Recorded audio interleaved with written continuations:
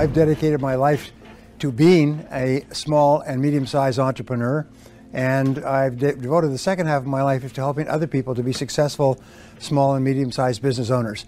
And Carl Schramm of the Marion and Ewing Kauffman Foundation, the preeminent foundation on entrepreneurship, wrote an article in the Wall Street Journal 2 days ago.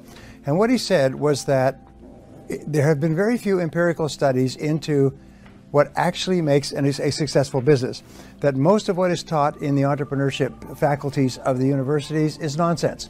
In fact, he said that there's something like 1,687 professors of entrepreneurship, and their primary focus is drinking their own bathwater and telling that entrepreneurs have to have a business plan.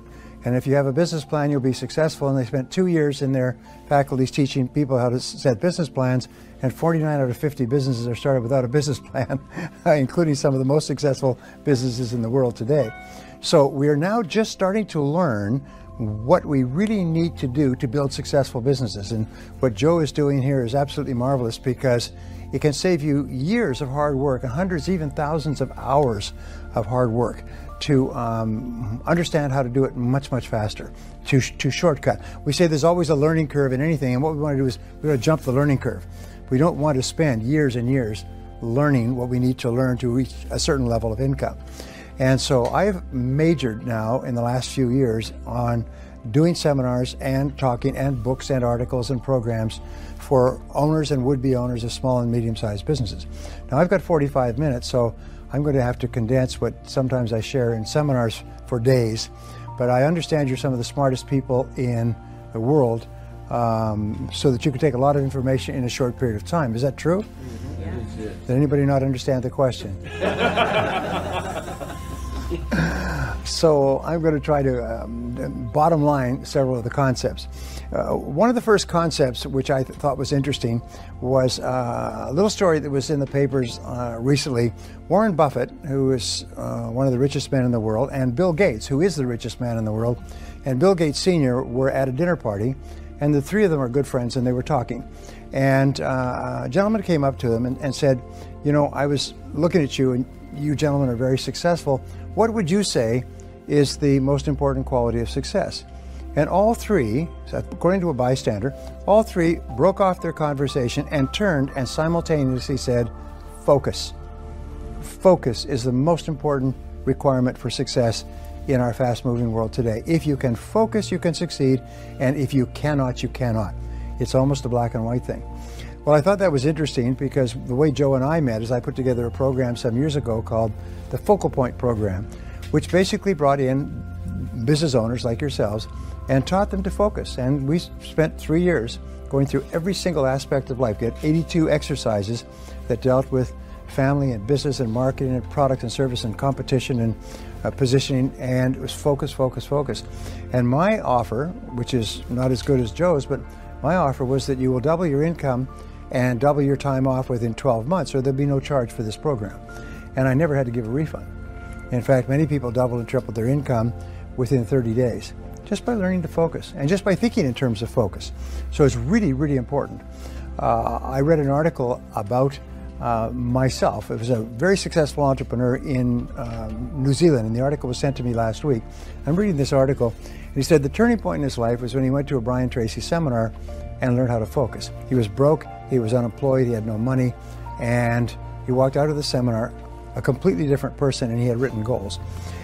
He then looked around, and as it happens, he saw an article on coffee shops and Starbucks success in the United States. And it said coffee shops are a good business to be in, because more and more people like the idea of a specialty coffee shop, and if it has a Wi-Fi, then they go there, it becomes a social center and so on. He knew nothing about coffee, and before the dust had settled, he owned 80 coffee shops in Australia and New Zealand. And then he says he got into a divorce and had to sell it for $50 million to share the proceeds with his wife. But he did not sell off the worldwide rights to it, so he's rebuilding.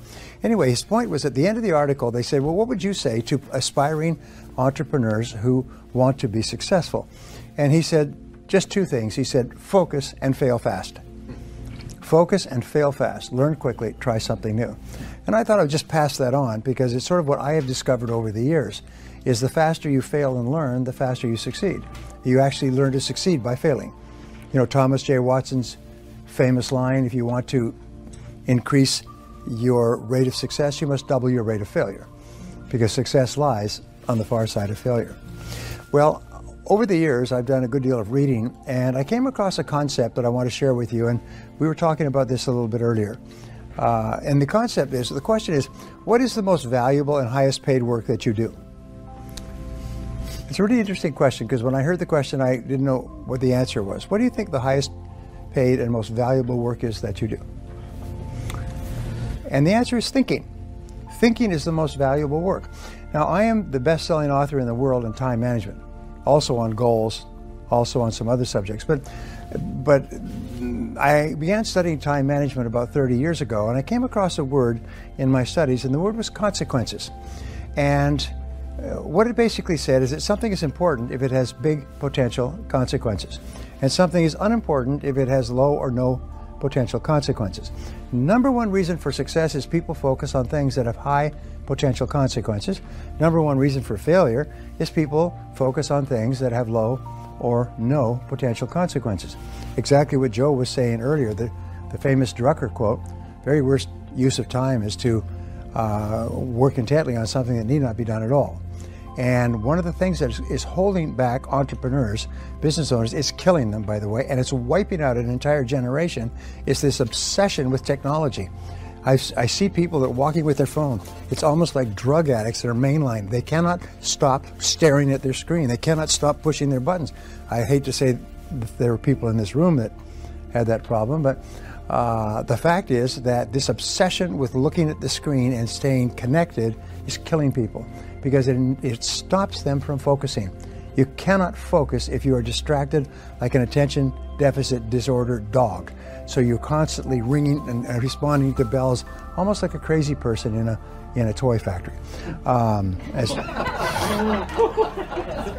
And so just as a quick aside, if thinking is the most important thing you do, because of the consequences of thinking determine the entire quality of your life, then the quality of your thinking determines the quality of your life. And so the more time that you spend thinking and thinking well and thinking clearly, the more successful you are.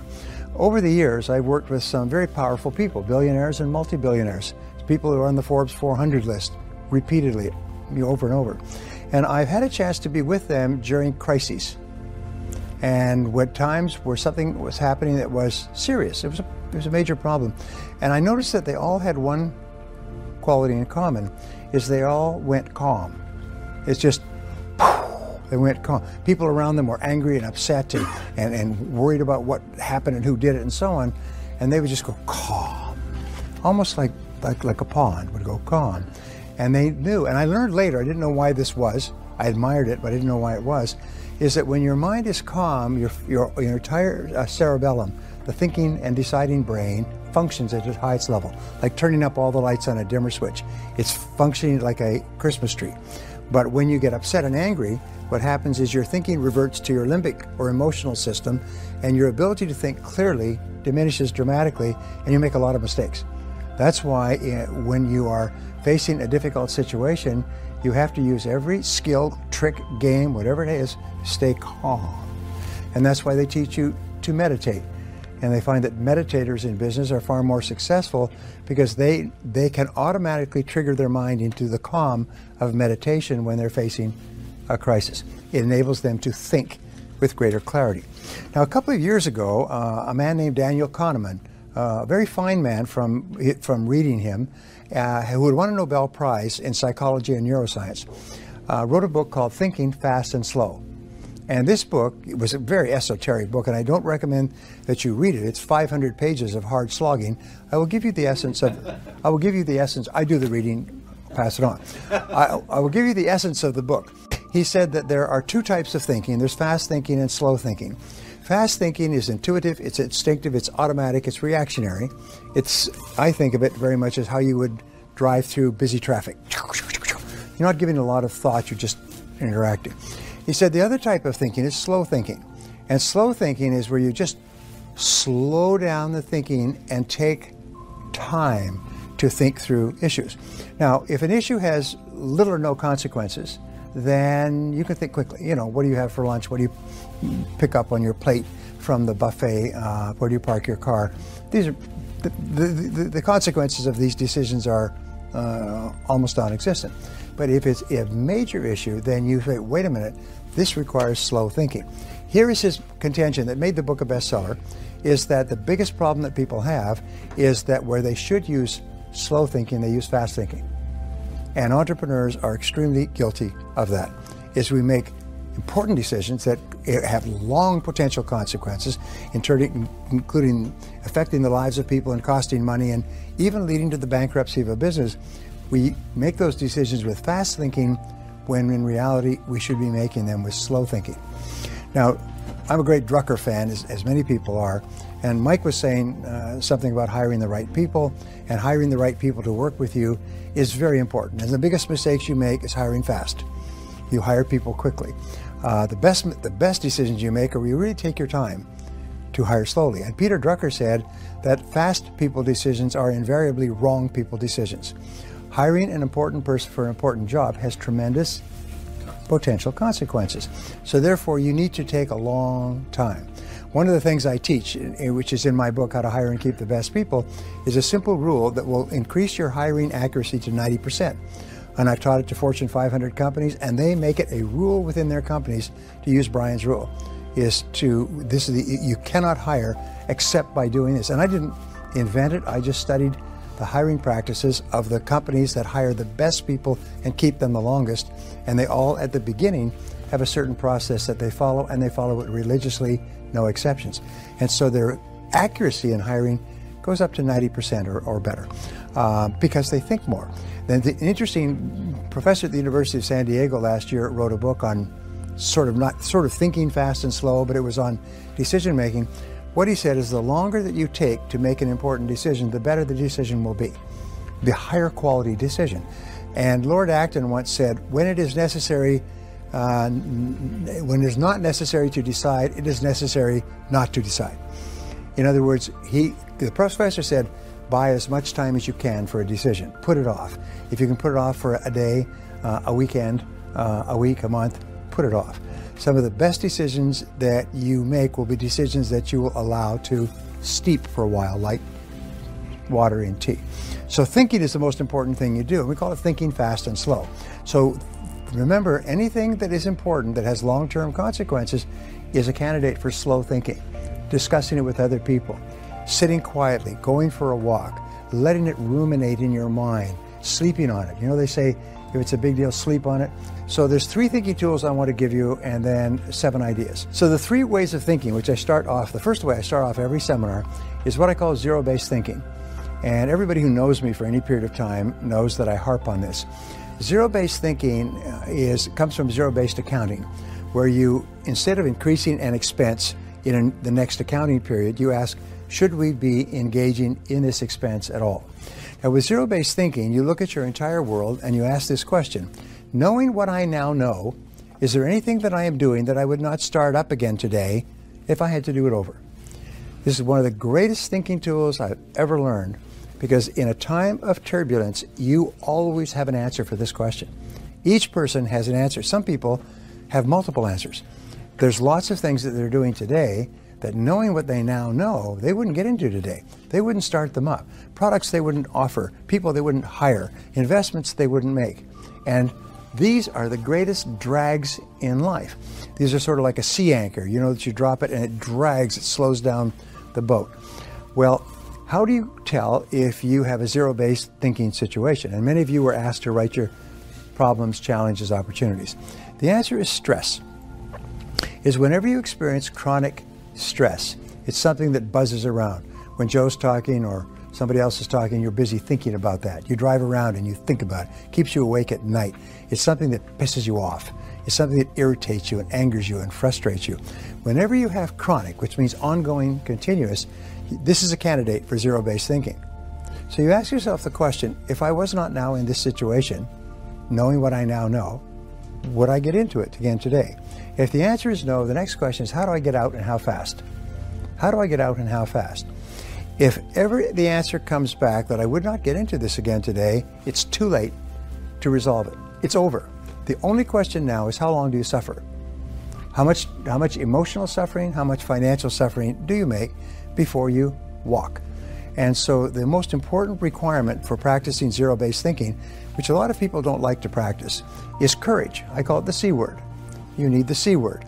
You need to have the courage to look at every part of your life and say, is there anything that I'm doing that, knowing what I now know, I wouldn't get into? Now, the starting point of zero-based thinking is always with your relationships. And those are both personal and business. Whenever I've given this talk, by the way, within a short period of time, divorces take place all over that city. People go home and say, geez, if I hadn't married this person, I would never marry them again today. And that's what's making me miserable. And many people are working their heads off on the outside to achieve success, but inside they're frustrated and unhappy because they're in a situation that, knowing what they now know, they would never get into. So I call this a quink analysis, and I'm going to ask you to do this for the rest of your life and do help other people do it. K-W-I-N-K, knowing what I now know. Do a quink analysis on everything. Do a quink analysis. In my company, what we say is, we look at every single person and on a regular basis, and we say, if we had not hired this person and they walked in today to apply for their current job, knowing what we now know, would we hire them? If the answer is no, they're gone that day. There's a little rule, by the way, that in one of my books, it says the best time to fire a person is the first time it crosses your mind. And because after that, it's only pain and suffering. And if the longer you keep them in place, the more likely they are to sue you. And the longer they sue you, the more it's going to cost. So therefore, if you find that you've made a mistake, belly up to the bar, have the courage to admit, I made a mistake, and cut your losses. There was a great book by an author called the Zurich Axioms some years ago, and it was Principles of Success. And anybody who's in finance has probably read the book, because a very successful New York financier. And he was talking about the gnomes of Zurich, whoever they are, and the rules that they go by. And he said the number one rule for success in business, personal life, is cut your losses. When you realize you made a mistake, bad investment, bad hire, bad relationship, cut your losses quickly. And what do they say in Las Vegas? You know, cut your losses, let your winnings ride. So in life, that's what we do. And the faster you cut your losses, fail fast, the faster you can start doing things that are much more productive. The second area has to do with every part of your business.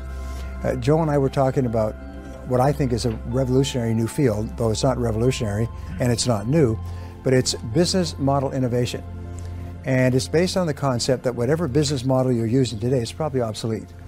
If you're in any kind of a business that uses technology to market it, especially an information-based business, knowledge-based business, consulting services, training, anything else, chances are your business is obsolete.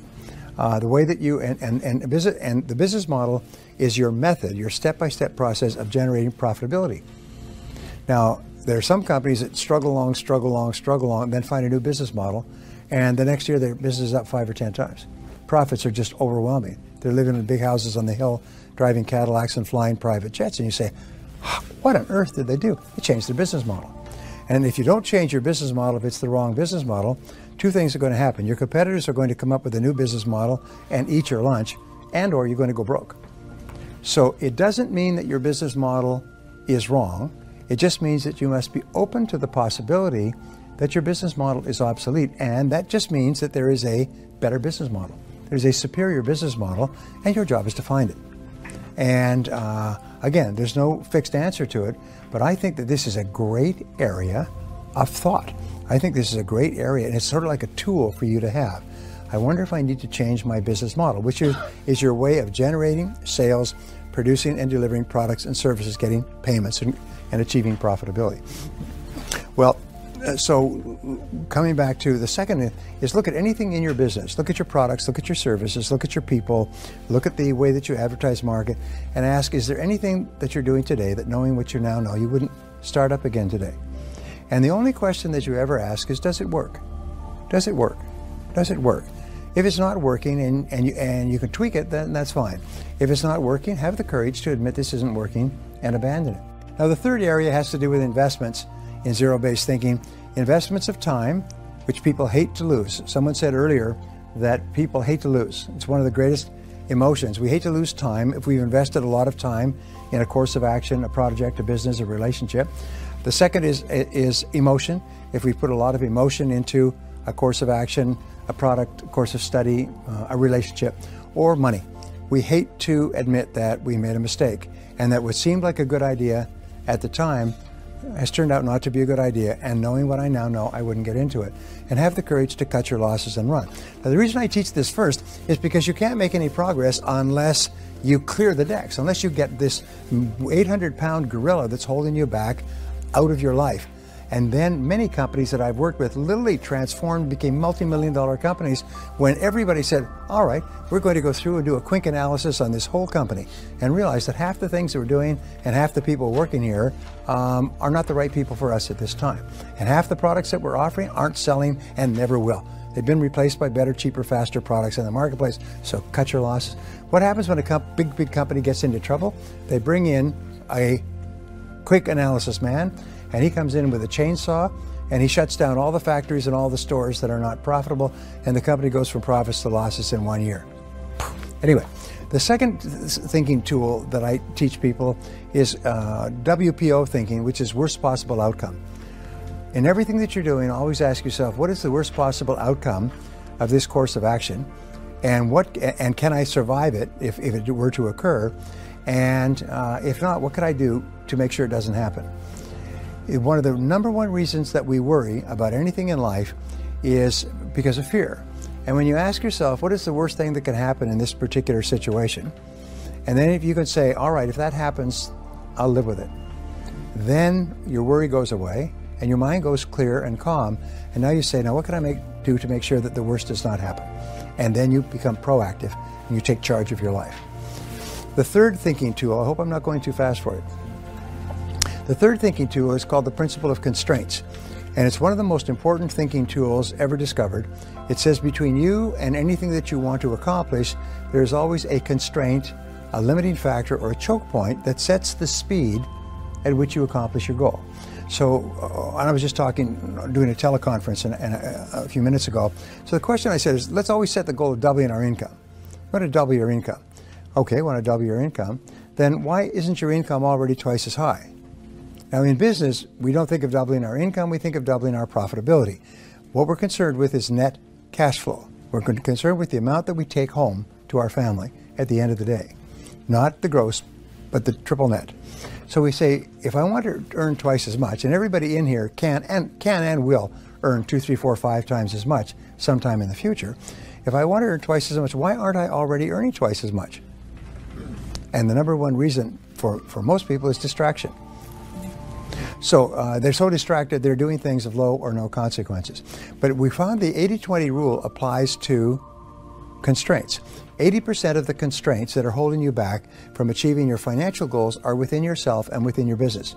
They are not on the outside. They are not the competition. They are not the market.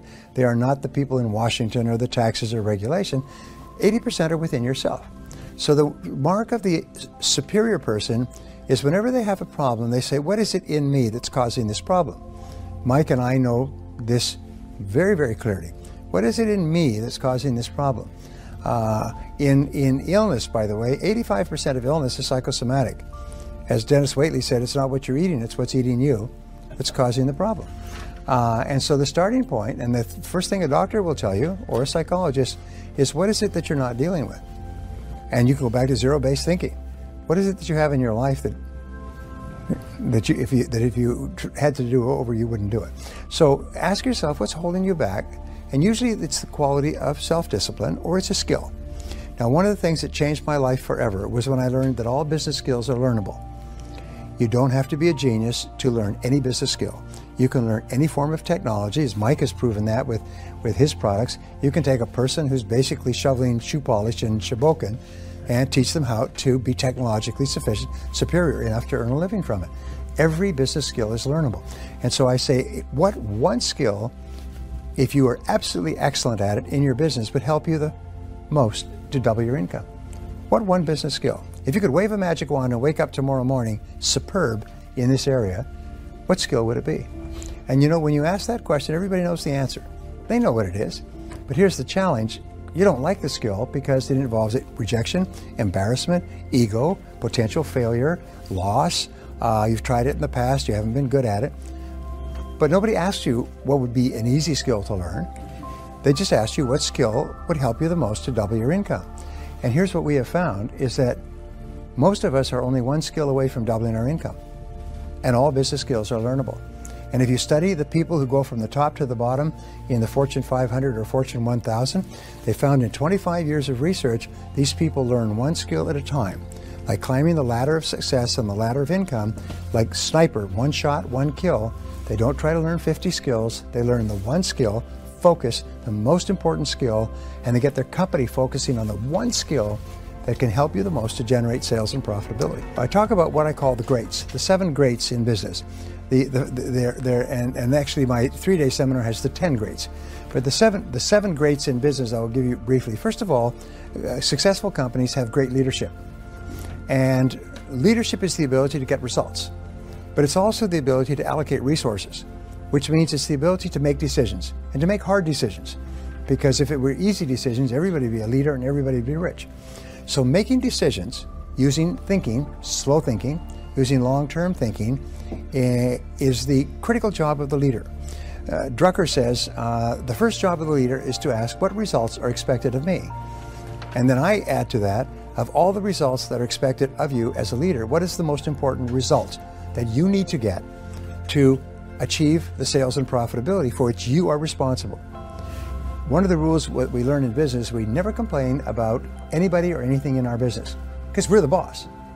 We're the ones who decided this. We don't complain about your staff because you hire the person. If you don't like the person, get rid of them. Don't complain about them. You just sound like an idiot.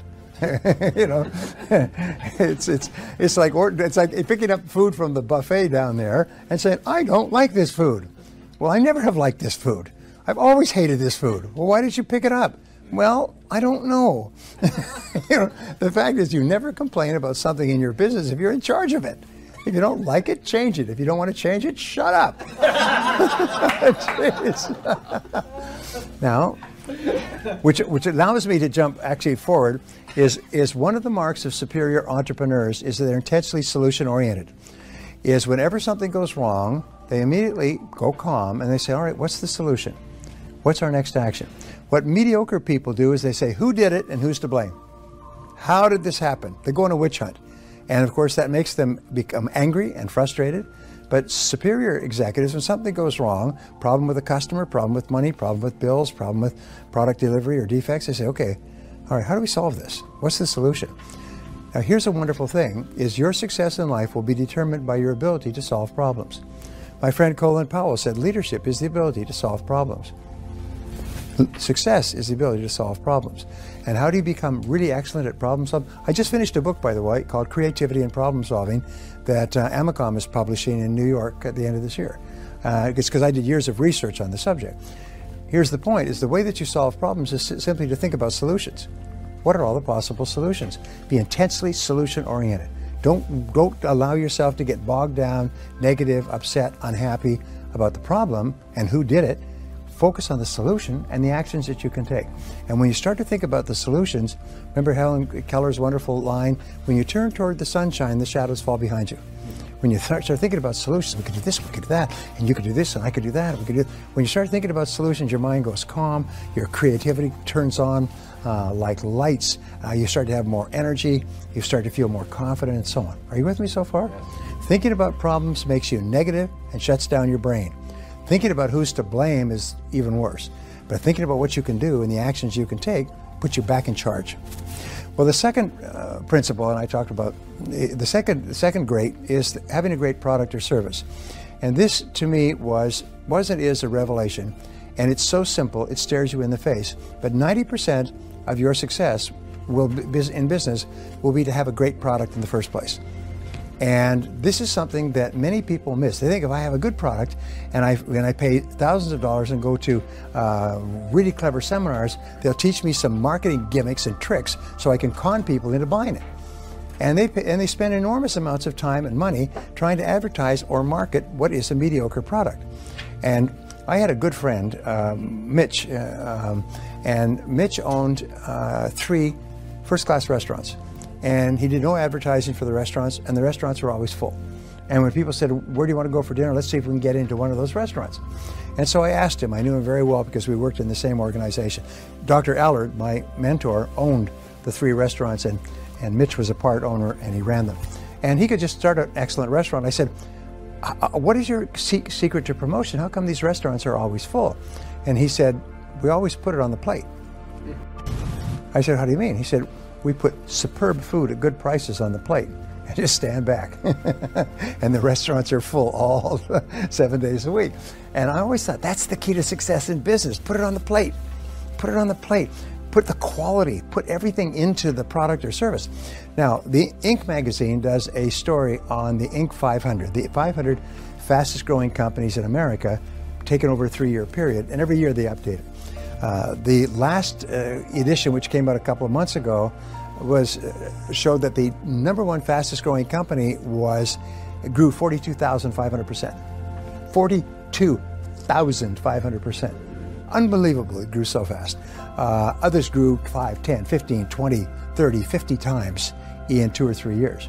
All new companies, or reasonably new companies, all companies started by people like the people in this room, and they grew 5, 10, 50, 20, 100 times. Wow! What was the key?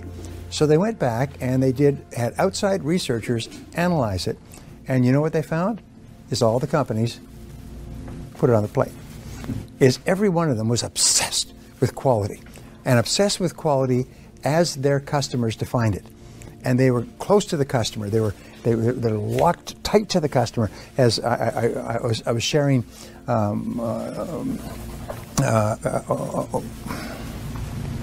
his idea about what was it called? What was your WTC? What did you say about customers? Well, Joel, yeah, think like a customer. I was sharing that on my conference today. Think like a customer. The very best companies think like a customer. What do customers want? What do customers need? And you know, the key to success is make your customers happy, and then make them happier than your competitors. And then every single day, wake up and think, how can I make my customers happier? And they went and they interviewed the CEOs of the 500 fastest growing companies, and every one of them was obsessed with customers. They thought about customers. They talked about customers. They visited customers. They called customers. They went and saw customers. They personally responded to customer complaints. They were just obsessed with it, which again repeats that 90% of your success will be the quality of your product or service. Now, how can you tell if you have a great product or service? Well, it's a very simple test, and this is the test that predicts your future more than any other test for the rest of your business career. How many people, after they have used your product or service, turn to another person and say, geez, that's a great product. Geez, that's a great service. Geez, that's a great company. Geez, those are great people. And how many people say this is a great product? What percentage? 50%, 40%? Average in America is about 30%, 35%. Top companies, companies like Apple that come out with an iPod, an iPhone, and an iPad, people consume the product. The next time they come out with an iPhone, they sleep on the sidewalks in rows of hundreds to be the first purchasers. They come out with an iPad, hundreds are sleeping on the sidewalks to buy it and pay outrageous amounts, and then they start showing everybody else, isn't this a great product? And then they have apps. Look at this app. Look what you can do with this app. How many people have an iPod 5, an iPhone 5? Okay? How many of you showing other people the panoramic thing? How you can take panoramic pictures. Isn't that a great concept? You know it used to cost thousands of dollars to have panoramic cameras that could take a panorama, and now you've got it in your iPhone as one of 100 or 1,000 different things it can do. So people who buy their products become their preeminent salespeople. They're running around grabbing people and bothering them and showing them the product or bragging about the product. In a movie, by the way, the movies companies only have enough advertising for the one weekend. They could take big ads for one weekend to get people into the theater quickly. After that, the movie will either grow or die by word of mouth. And your movies that are successful, by word of mouth, everybody's talking. Have you seen that movie? You've got to see that movie. Honey, I just heard about this movie at work. Let's go tonight. You weren't even planning to go to a movie. And you go there on Tuesday night and the theater's full. Have you had this experience? You see, and everybody's talking about it. The most important key to our success. So go back to the Inc. study, and I'm looking for corroborations. In the Inc. study, they had researchers say, what is the very best place for a company to invest if they want to increase their sales and profitability? And the answer came back after looking at everything else is invest in improving the quality of your product. Invest in improving the quality of your product. Make the product better and better and better. Make your customers happier and happier. Make your customers so happy. I say that the key to success is to get your customers to buy from you first rather than from your competitor, to buy again because they are so happy, and to bring their friends. And if that becomes your operating theme, we could talk about this all day, is get them to buy from you, buy again, and tell their friends, then you're going to be successful, you're going to be wealthy, you're going to be respected, and more than anything else, you're going to be just as happy as you can be. Because nothing gives us greater joy than to make our customers happy. Number one is become a great leader, which means set clear goals, be decisive, take responsibility for results. Number two is offer a great product and never be satisfied with the quality of the product. You constantly strive to make it better in the eyes of your customers. And here's one of the great revolutions in marketing, which I think is so important, is the very best companies, the 4 stages of the epiphany, the lean startup, are going to their customers and saying, how do you define a great product? Would you buy this? Would you pay for it? What would you want more of? What would you want less of? What can we do to improve it?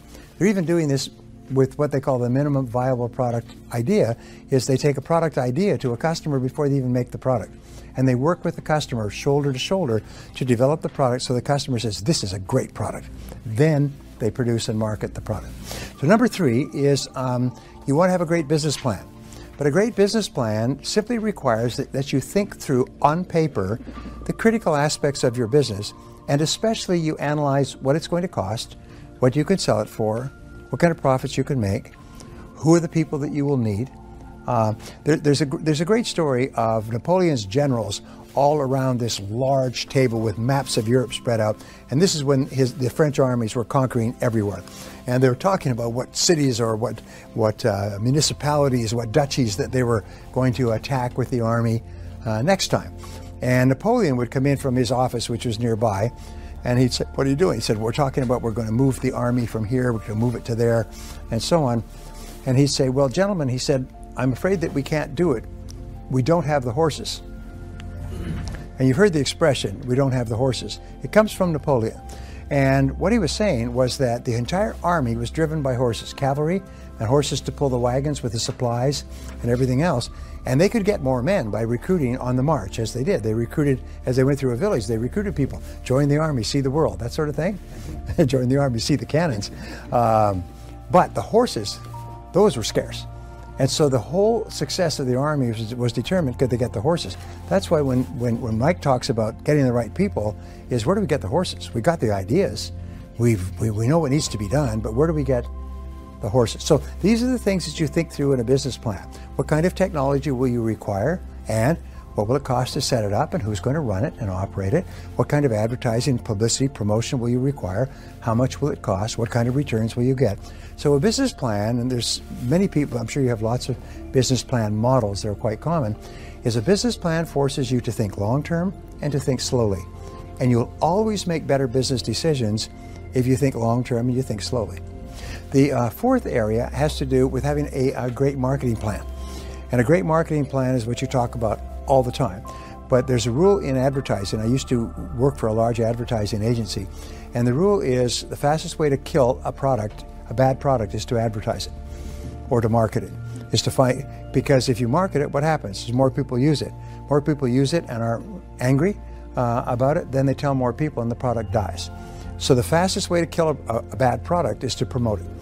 And many people think, oh no, the way I can get my money back is I can sell it to people before enough people know how bad it is. No, we have the internet today. Everybody in the world can know how many troops appeared on the streets of the Crimean with balaclava masks on their face, and they know that in 3 seconds. I was just in Russia, where in Russia they control all the media, and they tell people that they were attacking the Ukrainians, backed by the CIA, are behind all the problems in the Ukraine, and the poor Russian people just are being sacrificed. So I'm just sending in some of my troops to help protect our. I said to my friend Sergey, I said, Sergey, that's nonsense. Not a word of what you're saying is true. It's totally false. The only people in the world who believe what you're saying are people within Russia who have no access to news on the outside. Anyway, I'm getting off track. My point is that marketing means how do you attract people to your product or service? There's a difference between marketing and sales. You know what it is? Imagine that I were to say to you at midday, this group, I say, is anybody here hungry? You raise your hand, all right? That's marketing. I'm interested in your product or service. I'm interested in the product or service generally. But anybody here like to save money, make money, lose weight, be happy, pick up girls, whatever it happens to be. Then the second part is, now I have a restaurant. Let me tell you why you should come to my restaurant to satisfy your hunger rather than to go to the competitors. So those are the two. It's the marketing is to attract people who raise their hand, who are interested in the benefit that your product or service offers, and selling, the conversion, is to get them to buy from you rather than from your competitors. So they are very different functions. You can't sell if you can't attract interested prospects. So marketing is a very complex process, and you guys talk about it all the time. So you need a great marketing plan. How can you tell if you have a great marketing plan? Answer is you have a steady stream of interested prospects who are calling you, emailing you, coming in your door, sleeping on the street in front of your business each night to get to be the first ones to come in the daytime. Number 5 is you need a great sales plan. And a great sales plan, of course, is a sale that consistently and predictably converts customers or converts interested people into customers. Now here's the rule. If you have a professional sales process, and 100% of all successful companies have a professional sales process. If you speak to the salesperson, I'm working with an international company that has a branch in Warsaw, and if you speak to the salesperson in Warsaw, or the salesperson in Los Angeles, or the salesperson in Johannesburg, 100% of them use exactly the same sales process. The first contact will be a telephone contact to offer you a benefit and to try to set up an appointment, and the words will be word for word. The reason this company did this is it almost went broke because everybody was selling their own damn way. They would say whatever fell out of their mouths whenever they ran across a prospect, and they realized that without a sales process, we have a great product, which they do, it's killing them. So they systematized the sales process. Their sales went up 1,000%. It's been proven that if you go from random selling to a proven sales process, and of course you have to debug it, you increase your sales 500% with the same number of prospects. I've seen people get their closing rates from 1 out of 10 to 9 out of 10 by simply improving the sales process. And so selling is really important. That's one of the things we focus on. Now, there's 2 more points that I want to talk about in terms of grades. One is generate great numbers. And this is one of the most important parts of business. All business activities and results can be expressed in numerical form. Everything, right down to the number of telephone rings or number of seconds it takes for a person phoning to make connection with a person who can help them.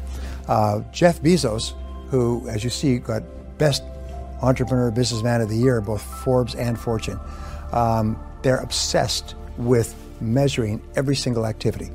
And they look at the seconds, the number of seconds that it takes. When we first bought from Amazon, they would advertise 5 to 7 days UPS. Today, they offer 1 to 2 days max. In cities like San Diego, where they have warehouses, you can order in the morning, it's delivered in the afternoon. Books, tapes, courses, clothes, it's Zappos overnight. They can deliver overnight. Because why? It's because they're obsessed with shortening the amount of time it takes to make customers happy. And the shorter the time, customers really value speed, and they'll pay top dollar for someone who'll make them happy faster. They've determined that. So look at the numbers. And the question is, what are the most important numbers in your business? What we teach in our longer courses is about 35 numbers in any business. Some of them are unimportant, some of them are extremely important. And there's 5 to 7 of those 35 numbers that are the A numbers, and then there's one number that's the most important number of all. And we call this, or Jim Collins, who wrote Good to Great, calls it the economic denominator. And when I started doing my coaching programs with entrepreneurs, one of the first things we taught was to identify your number. What is the most important number in your business? The number that most accurately predicts your success and your future. And most people get it wrong the first 3 to 5 times. What is your number? What is your most important number? The number that you just basically obsess with all the time. And One company went from struggle, written up in Entrepreneur magazine, went from struggling to bankruptcy. And then a friend of his asked him, what was your number? What was the number you were focused on? Well, we weren't focused on any number in particular. We didn't even hardly keep track. So they were just selling by gosh and by golly, and at the end of the day, they were bust. He had to go home and live with his mother at the age of 26. So he said, no, you have to pick a number. So he sat down and he said, and he picked a number, and it's called net contribution margin. In other words, exactly how many net dollars and cents do we make from each sale? And then we compare those sales, and that's after 100% of every expense of cost of customer acquisition and lead generation and delivery and everything else. And then they compare those against the others, and they re-emphasize. In other words, net contribution margin. This year, he'll hit $100 million in business, and he's laughing. He said, changed our whole life to finally figure out what our number was. So a question I always ask people, what is your number? Do you know? Do you know the most important number? Do you know what most entrepreneurs say? Sales. Sales, everybody knows that, just sales. Really? What if you're losing money on every sale? Then the more sales you make, the faster you go bust. And you know that many companies are losing money on every sale because they don't add in all the costs of the sale. They leave out their own labor, they leave out rent, they leave out utilities, they leave out delivery costs, they leave out defects, they leave out packaging, theft. And so there's, boy, are we selling a lot. Yeah, well, how come you're losing more money every month? Did you see these companies, by the way, that announced they had 11 billion in sales last year, they lost 3 billion? And you see them all the time. You say, how could you lose 3 billion if you sold 11 billion? You know why? It's because they don't know the numbers. And what they're doing is they're probably working harder and harder to sell more and more products at which they're losing more and more money. And nobody sat down and done the attributable cost. Okay, the last of the 7, and this is the one I love, and this is the future, by the way. The front end of business, the first bookend, is having a great product or service to start with. The last is to have a great customer service experience. And I cannot tell you how important this is. This is what Joel and I have worked on all of our lives. Make our customers so happy at the beginning and so happy with the product and happy afterwards. It's the key to repeat business. It's the key to rapid growth. Every successful company without exception is obsessed with taking good care of their customers once they get them. And if they have a customer complaint, the head of the company doesn't sleep at night. They are so upset about customer complaints. They'll go out and personally visit them. The company president will phone an unhappy customer and talk to them because they consider customer happiness, like Tony Hsieh, to be the most important thing in the world. What Tony says is that we're not in the shoe business, we're in the customer happiness business, we just happen to sell shoes.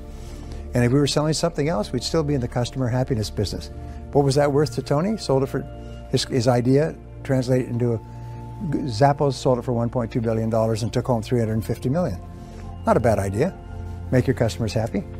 Does it work? Yes. How often does it work? 100% of the time. So you'll find that the very best companies, the ones that you really like and want to go back to, are the companies that make you feel happy. They make you feel good as a result of having done business with them. They take good care of you.